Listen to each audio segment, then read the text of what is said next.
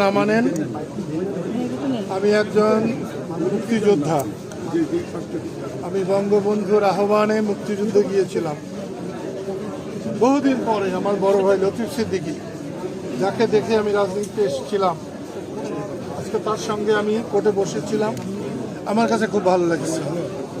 আমি বলবো, কোটার জন্য আমি মুক্তিযুদ্ধ করি নাই। আমি দেশের স্বাধীনতার জন্য মুক্তিযুদ্ধ করেছি, মানুষের মুক্তির জন্য মুক্তিযুদ্ধ করেছি। কিন্তু আমি আমার জীবনদশায় যখন শুনলাম আমি কে তুমি কে, রাজাকার রাজাকার, এর আগে আমার মৃত্যু হলে আমি খুশি হতাম। আমরা মুক্তিযোদ্ধাদেরকে সম্মান করতে জানি না। মুক্তিযোদ্ধাদের কোনো কোঠার দরকার নাই, কিন্তু মুক্তিযোদ্ধাদের সম্মানের দরকার আছে। যতদিন বাংলাদেশ থাকবে মুক্তিযোদ্ধাদের এইভাবে নিগৃহীত করার কোনো মানে হয় না। সম্মান করা দরকার। 54 বছর দেশ স্বাধীন হয়েছে। কালকে আমি এই কোর্টে আসার জন্য যখন টাঙ্গাইল থেকে আসি, তখন সাভারে দেখলাম আমার গাড়িতেও ঢিল পড়েছে। আমার একটু কিছু মনে হয় নাই।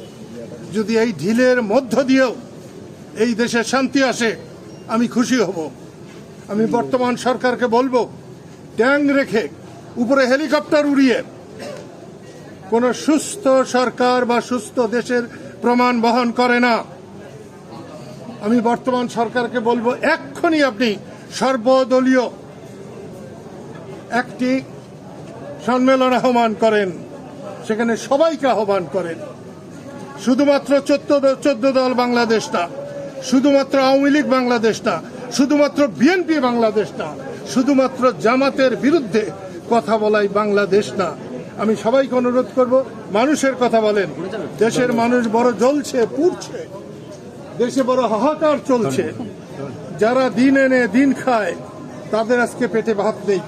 আমি আপনাদেরও বলছি, আপনাদের মাধ্যমে সারা দেশবাসীকে আমার এই অন্তিম অনুরোধ জানিয়ে দেবেন। আজকে যারা সরকার চালাচ্ছে, এই সংস্কার আন্দোলন তরুণদের এটা কিছু না।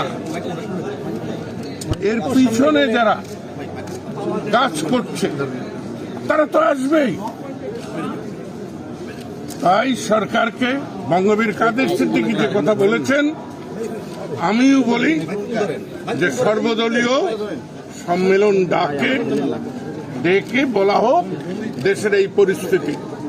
আসুন আমরা বঙ্গবন্ধুর আদর্শের, মুক্তিযুদ্ধের বাংলাদেশকে, বাংলাদেশের স্বাধীনতায় যারা বিশ্বাস করে না, মুক্তিযুদ্ধ যারা বিশ্বাস করে না, নতুন রাজাকার যারা গড়তে চায়, তাদের বিরুদ্ধে ঐক্যবদ্ধ হয়ে জনস্বার্থে দুঃখী মানুষের মুখে হাসি ফোটাতে